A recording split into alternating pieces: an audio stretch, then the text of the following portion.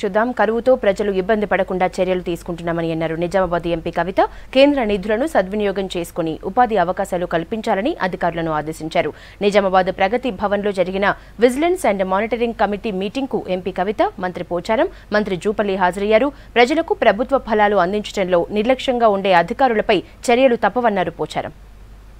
ఇవాళ రోజు మొత్తం కూడా ఈ రివ్యూ జరుగుతూ ఉన్నది కాబట్టి మరి గౌరవ ప్రజాప్రతినిధులు మీ యొక్క అమూల్యమైనటువంటి సలహాలు సూచనలు ఇచ్చి కేంద్ర ప్రభుత్వం నుండి మనకు వచ్చేటటువంటి డబ్బుని సద్వినియోగం అయ్యేలాగా చూడాలని చెప్పి తెలియజేస్తూ మరి 1600 గ్రామాలు ఉన్నాయి కదా, 1600 శిలా గ్రామాలు ఉన్నాయి. మొత్తం ఎవ్రీ విలేజ్ ఫినిష్ చేద్దాం, అది టార్గెట్ పెట్టుకోండి. నేను ఇంకొక రిక్వెస్ట్ కూడా కలెక్టర్ గారు నాన్న, ఇది కొంత దూరం ఈ అంగన్వాడీలు జీపీలు అయ్యే స్టేజ్కి మనకు అక్టోబర్ నవంబర్ అవుతుంది. అప్పటి వరకు శ్మశానాలు కూడా తీసుకుంటే మనము ప్రతి శ్మశానానికి ఒక రూము, ఒక షవర్ రూము, ఒక ట్యాంక్, అది టార్గెట్గా పెట్టుకొని పనిచేస్తే మాత్రం ఎన్ఆర్ఈజీఎస్ ఎట్లయితే మనం లాస్ట్ టైం 150 రూపీస్కి వచ్చినామో మనకు పెరుగుతుంది, 175 దాకా కూడా పోతుంది వేజ్ రేటు.